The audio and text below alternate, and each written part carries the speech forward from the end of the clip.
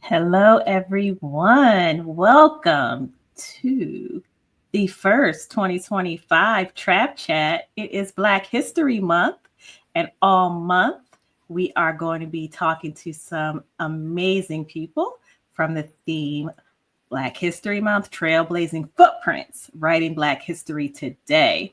I am so excited to be joined by a wonderful young lady that I happened to meet via a networking connection. I am joined by the maternity leave lawyer. Let me get that correct. The maternity leave lawyer, Celeste N. McCaw, Esquire. She hails from Ohio originally, but she is currently St. Louis. Yeah, but it's still Midwest. It's still Midwest. I apologize. She hails from St. Louis originally, and she is currently in the Houston, Texas area. She's been a entertainment lawyer, and we're going to talk about some of that. I don't want to give away too much, but she is an amazing person who shares my love for Black people and coffee, apparently, because she introduced me to this lovely coffee brand as well. Celeste, how are you today? I'm doing good. Thank you so much for having me. How are you doing? You know, I'm trying to get myself back on kilter because, this recording started off a little. But it started. It started. Praise them. It started wrong, but we're going to go strong. How about that? Yes. Celeste, as we always do, please share your career journey from artist development intern to the maternity leave lawyer. Yeah. So in college, I was an English major. So I really loved creative writing. Anything entertainment arts related, I wanted to pursue. So when I saw an opportunity at Atlanta Records for a internship within their artist development and touring department, I was like, let me apply. Let me try to get my foot in the door within the entertainment space. I applied. I got the job. And what I was doing was more administrative than it was creative. And what that opportunity really had taught me was that there are so many people behind the scenes that are helping bring art to life that you often kind of forget about when you just see the art. And that kind of started my trajectory to kind of wanting to pursue careers more focused on how do I help someone else bring their art to light versus me creating the art, although I want to do both. So in college, I decided to kind of pursue a little bit interest in law school, decided not to go after I got accepted. But then the verdict in the George Zimmerman, Trayvon Martin trial came down. And I got accepted to the University of Miami School of Law. And obviously that verdict came down in Florida. And something in me just shifted. I was confused and concerned, and I couldn't really make sense of it. And at that moment, I was like, I think I have to go to law school, less just for me, but for like my family, my community. I feel like we need to have a conversation about why this happened. And I couldn't wrap my head around why. So it's like, I need to go to law school so I can learn the why, so that I could be a resource for myself, my family, and then the people within my community. And so that's why I went to law school. It wasn't really to pursue a career in big law. It wasn't to become a hotshot attorney. It was just so that I could figure out how this game works. This game in America works. And fortunately, while I was in law school, though, our school created a Master's of Law program in Entertainment Arts and Sports Law. I pursued that. So I was able to get back into arts, use my legal career to do that, and went and pursued litigation, which is also a creative avenue of the law. You literally have to create a story in the courtroom. And that's why I kind of wanted to do litigation for a while. And then I was like, I think I'm ready to like fully pursue the entertainment and the art space and the sports space. And so I kind of pivoted to technology, and I did a tech and telecom fellowship at the National Council of Negro Women in Washington, D.C. It was an amazing opportunity. Really loved not just learning about tech and telecom policy and teaching people about tech and telecom policy, but the women the membership, the people that are part of that organization, powerful, amazing opportunity for me to kind of work within my community and also educate them on legal policies around technology and telecommunications. Beautiful opportunity. And then I really was like, okay, now I can fully shift into this entertainment space, work with some amazing solo practitioners. I want to shout out LaShawn Thomas of the Miami Entertainment Law Group in Miami, Florida, who really gave me awesome opportunities to learn. I mean, from transactional to litigation, I was really getting my hands in some stuff. And then I was able to work for 2 of the top radio stations in New York City, Hot 97 and WBLS. And that is really where I learned a lot about the industry, a lot about what it means to be a lawyer within the industry. And then after that opportunity ended, perfectly timed, I decided to become the maternity leave lawyer. And it has been such a blessing to me, and hopefully it's going to be a blessing to other people. So I think you did skip over a couple of things, though, because, when I do my research on people, I check out all of the things that they told me. People would say I didn't do my research because I originally thought you were from a place that you weren't from, but that's a different conversation. At least my family's from Ohio. Some of my family's from Ohio, so that's why I mentioned that. And I know maybe you mentioned a sibling or something. Mm-hmm, a really good friend. Yes. Okay. Mm-hmm. There you go. That's where Ohio came into the conversation. Yeah. But I'm surprised that you didn't mention, because I read it. Something that you maybe wrote for the law review about cultural appropriation. Oh, yeah. Okay. See, yeah. Y'all gotta check that out. Yes, I'm gonna leave a link, and y'all check that out because this person sitting across from me is truly, truly blazing a trail. And I love that you mentioned that defining moment that you said, I was thinking about doing something else, but my path was redirected because there was a greater purpose for you.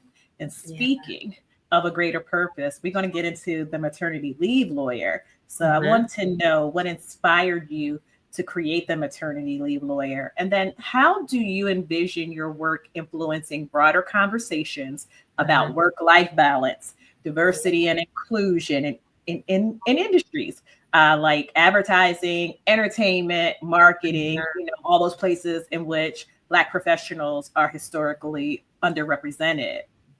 Yeah, that's a great question. So the maternity leave lawyer was really sparked in the 3 months following me departing from my previous job. And I was looking for work, but I was kind of also taking this time for me to look for work, but not aggressively. But as I was looking for work and seeing what was in the market, what's going on, what's changed in these past 3 years that I've been locked down at another job, I kept running across these job postings about companies needing someone to come in temporarily to work maybe 3 to 6 months while their employee was out on maternity leave or some other temporary gap.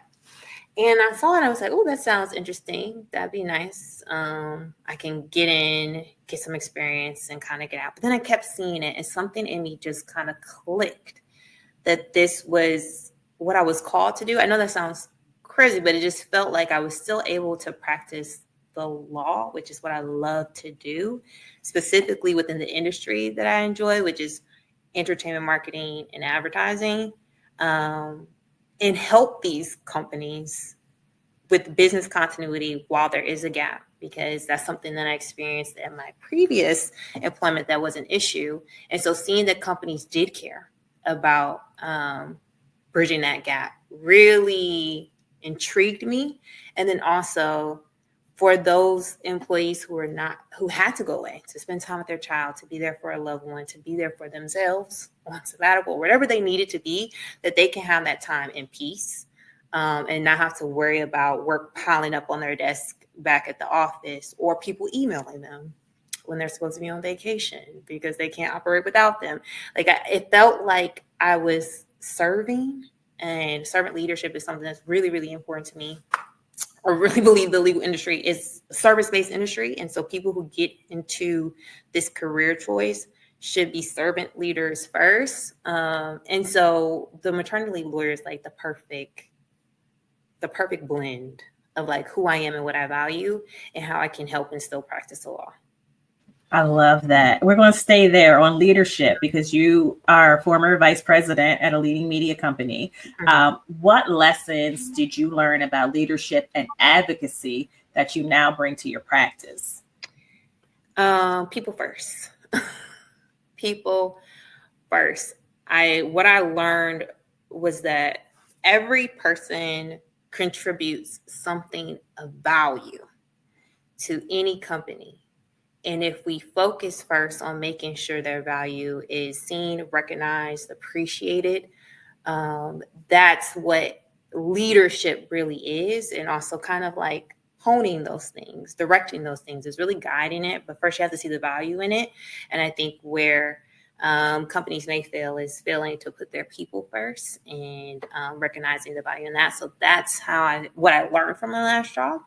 And how I like to approach leadership now is just really being people-centered, loving people, appreciating people, showing up for people. I think that's the best way to lead in any space. All right. Thank you. That's great advice. And I appreciate you sharing that. Let's go back just a bit. Kind of staying in the same place, but we mentioned that you worked at iconic brand, something like Hot 97. Anyone that knows anything about the entertainment industry knows about Hot 97.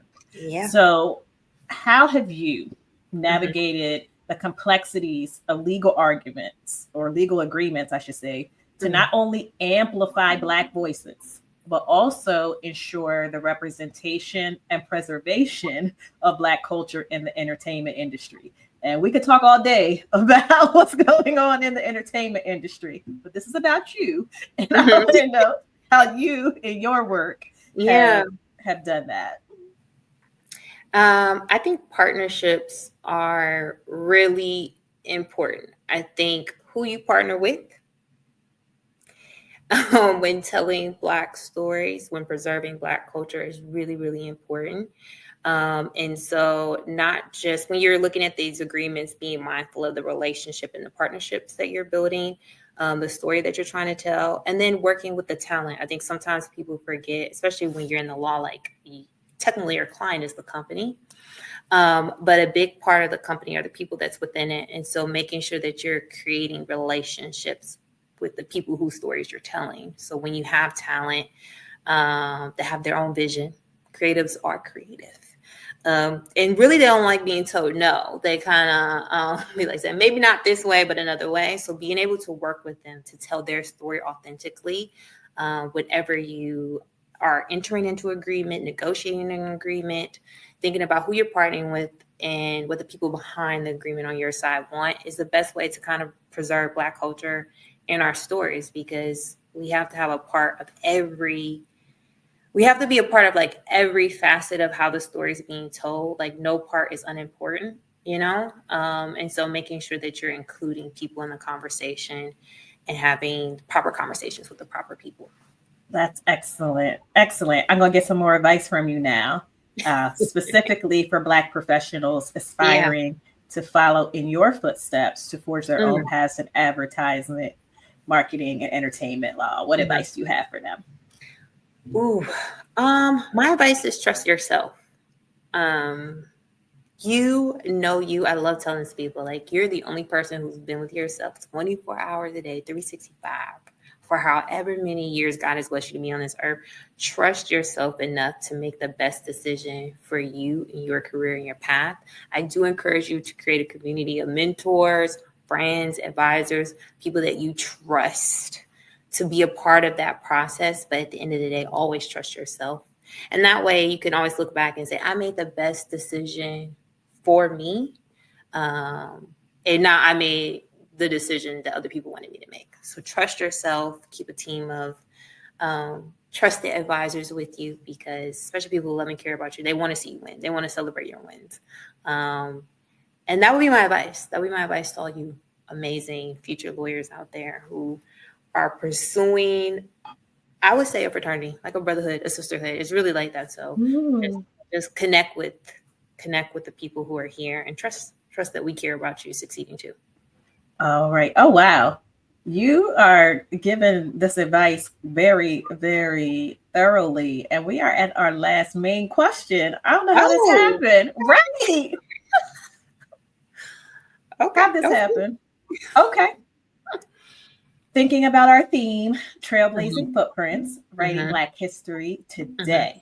How do you envision your work shaping the future of marketing, advertising, and entertainment for Black professionals and creatives? Trailblazing for me is like forging a path, a new path. And I feel like, especially the legal industry and a lot of industries, like historically, like medicine or psychology or whatever, there's oftentimes one way to do it. Everyone, we all go to law school. It's like when you're in kindergarten, you get socialized to stand in line, to do this, to wait your turn. Law school also socializes you to the legal industry. And I remember during my time in law school, there's this one path, one way to succeed. And winning and being successful kind of looks one way. And I had always been told I didn't really look like a lawyer. People were like, "Oh, you're a lawyer." I had no idea. And I never took offense to it. It was almost a compliment. Because part of Trailblazing is changing how people view a career, how people expect something to look, be the thing that disrupts the industry, be the thing that disrupts it. Being the maternity leave lawyer and doing contract work is disruptive. Is not the path of success that law school tends to try to lay out for its law students in their first year of law school. But what it is like, if you lead with serving first, everything after that will be successful. And wanting to be a lawyer in and of itself is you wanting to serve and help. And so I'm always encouraged by that, alone you're already trailblazing. So don't be afraid to be different, to disrupt, to be loud, to not be afraid. And that would be how I would encourage anyone who wants to kind of set their own path, especially within the legal industry. It is a blessing to work in it. And I'm excited to see what you do in it. I just muted myself. I love it. That was wonderful. I enjoy getting to know more about you. And we're going to do some more digging. Okay. A little bit more personal than professional, although those two kind of bleed into each other on occasion. So it's time for the rapid fire. Yay, my favorite part. And this is a Black history focused rapid fire. Little spin on it, little razzle dazzle. We're going to sprinkle on here. So please share a cherished Black History Month memory or a tradition that shaped your understanding and appreciation of Black history and culture. Yeah. When I was in high school, I was a part of OBA, which was our school's Outstanding Black Achievers. And I was president, I think my senior year. But we would do, like, every Black History Month, we would do this like showcase of like talent. All of the people in our organization, our friends, our family, people from the school would come. And what I love about it is, like, sometimes an act of resistance is like celebrating Black culture in predominantly white spaces, like taking up space, showcasing it, highlighting it. And so that's one of my favorite memories of Black History Month. I love it. You're saying so many good things. Like, I'm sitting here like writing T-shirts in my mind, writing slogans before you, because like she's like, get out that line, baby. Start your own line when you're in kindergarten. Okay. Listen. No, really. Yes. I love it. Oh, what Black historical figure gives you a glimpse of yourself? This is good. I'm a little biased because I'm a I'm always think of people from St. Louis. So the person Okay. that I'm thinking of is Josephine Baker. What I love Oh, about her is just that you can live your own dreams, you could see the world and still make a difference within your own community and be powerful for Black people. Like you could be outside of America and make a change. You know what I mean? You can be a dancer or write your own story or do whatever, follow your dreams, and you could still make an impact on the Black community. So yes. Shout out St. Louis. Yes. That's very Whitley Gilbert of you as well. Because I am a different world connoisseur. So, mm-hmm. I'm just going to say that was one of Whitley Gilbert, the characters, Mm-hmm. favorite historical figures as well. All right. Who's a lesser known historical or contemporary Black leader who inspires you and we should learn more about, besides yourself, of course? Yeah. So that's interesting. I would say for me, Misha Green, and she is amazing. So if you have ever seen Underground or you ever seen Lovecraft Country, she's the woman behind that work. And sometimes I feel like Black leadership is telling the stories that the world doesn't want to tell themselves. So you kind of have to champion them. And I think she does a beautiful job of telling Black stories in a very powerful, powerful way. And I'm excited to see what other work she does. So if you haven't heard of her, like definitely go check her out. Like seriously. Okay, you kind of led me into the next question, so I'm going to ask you for an additional one. Okay. Are there any books, films, or artworks related to Black history that you would recommend to listeners who want to deepen their understanding? Yeah. I'm thinking of the book about Henrietta Lacks. And I think it's The Immortal Life of Henrietta Lacks. Absolutely. I remember, and I think there's a movie for those of you who are more visual than readers. What I love about the story is that the very existence of Black people can change lives. Sometimes growing up as a Black person, we're often told like we have to be better, do better, be smarter, jump higher. And what the amazing story of Mrs. Lax teaches us is you could just be and you could change lives. Just being and existing here as a Black person is powerful, and God can use any of us to change the lives of those around us. And so her life is powerful. And if you want to learn more about it, you can definitely look into her.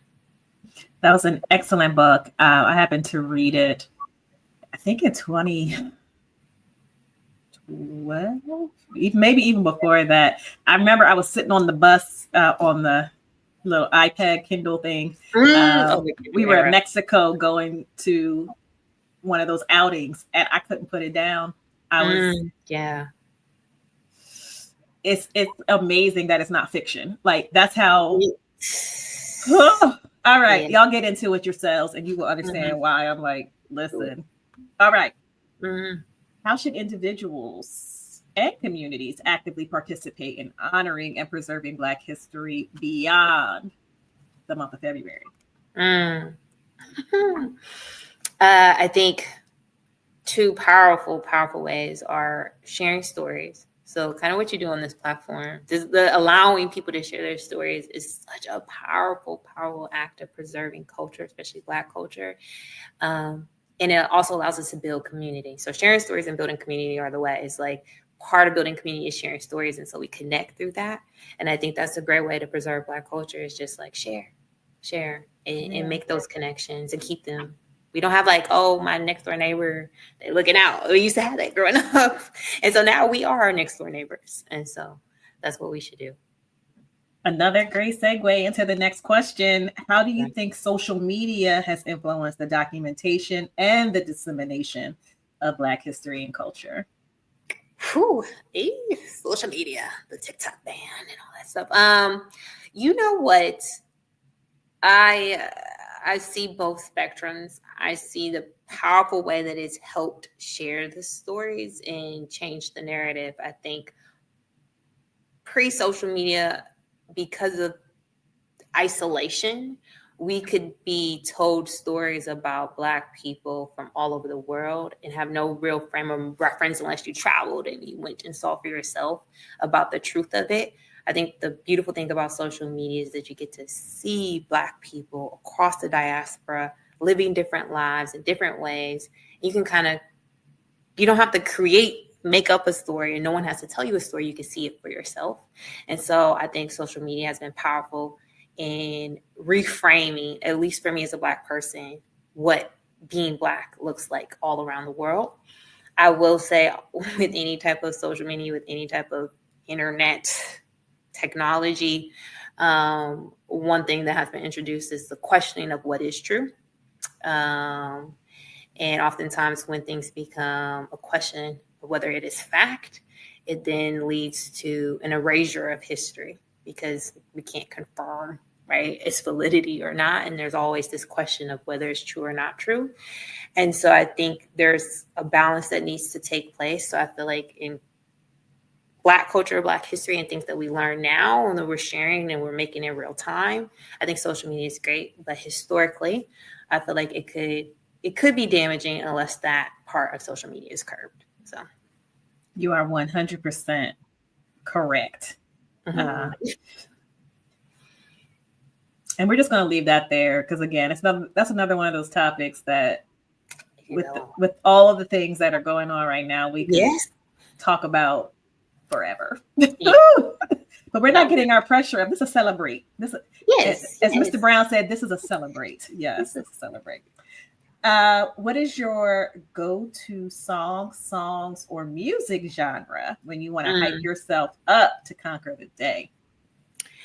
Listen, I'm going to be honest with y'all. I love me some gospel and Christian music because if you ever want to feel encouraged, if you ever want to feel like I'm not alone, I don't need to be afraid, I don't have to worry about nothing, like God is literally going before me. That's my go-to. Like before interview, before anything big in my life, it's like, okay, good. It's going to be what's going to be. And it's going to be good because God got me. So that's my job. Well, don't be like me and, be sitting in the coffee shop and forget where you are and start singing out loud. No, I know what my voice sounds like, so I can't ever forget. My voice a little. Yeah. I'm not going to touch on that one. I haven't heard you sing, but I'm sure I'm sure that you make a joyful noise. I am an alto in choir. You get what I'm saying? So like in unison. Yes. I love it. What is the best piece of career advice you've received that you would give to your early career self? Ooh, that would probably be, don't be shy with your bio. I think one thing that a lot of me and some of my close friends within the legal profession face a lot, especially as women, is imposter syndrome. And I didn't really learn about that until I got into my career. I was working at a law firm. And part of imposter syndrome is this believing that I'm not worthy to be here. And I think every time you write your bio, update your resume, don't be shy with heralding yourself and lifting yourself up and talking about all of your wins and all of your successes, because wherever you are, you deserve to be. And I think that's one of the best career advices is like, see yourself the way that you would see someone you love and care about and you want to celebrate. Like, write your bio, write your life, view yourself in that exact same way.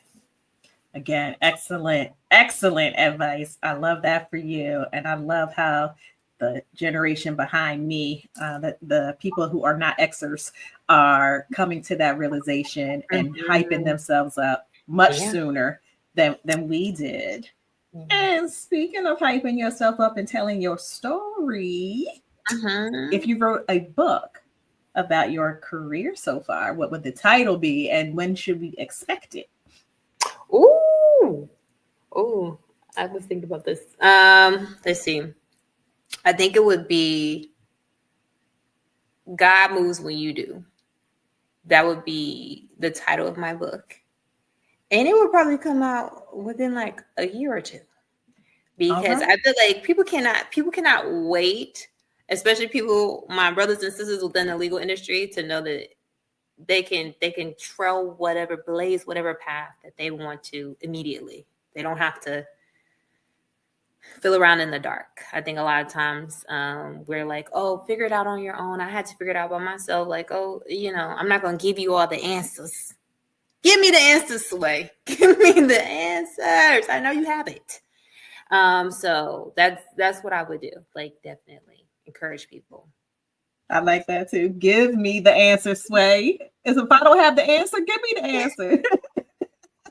Give it to me. Come on, stop playing. All right. In addition to your book, which we're going to be looking out for in a year or so, as you said, and I have it on the record. Ooh, you do. Okay. Yes, as Claire Huxtable would say, let the record show.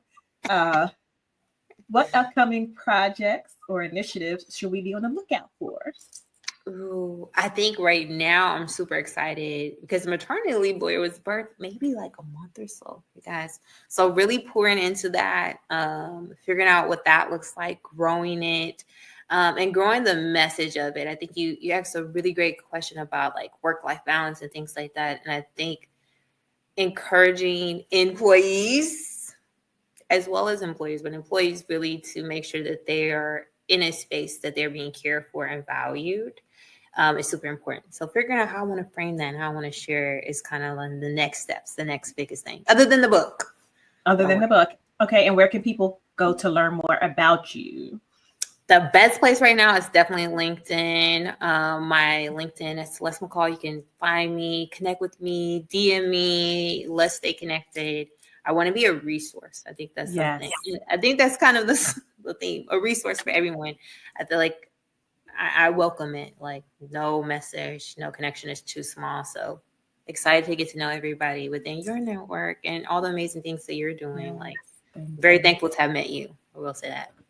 I am very thankful to have met you. And this is only the second time that we've had the pleasure of talking live, because we have email back and forth as well. But every single time I talk to you, I leave with something and I feel filled up and I smile. And I'm just happy because you're an amazing person. And I am so looking forward to all the great things you're going to do. And I want to invite the audience to please go ahead and connect with the Maternity Leave Lawyer, trademarked. Go to her LinkedIn. She said, go ahead and reach out to her. You can even DM her and she will answer. All of my HR folks who are looking for some fractional assistance in the legal side, make sure you reach out to her. She will help you. She will not help you. She will welcome a conversation about being employed by you. Okay. Yeah. Look at that.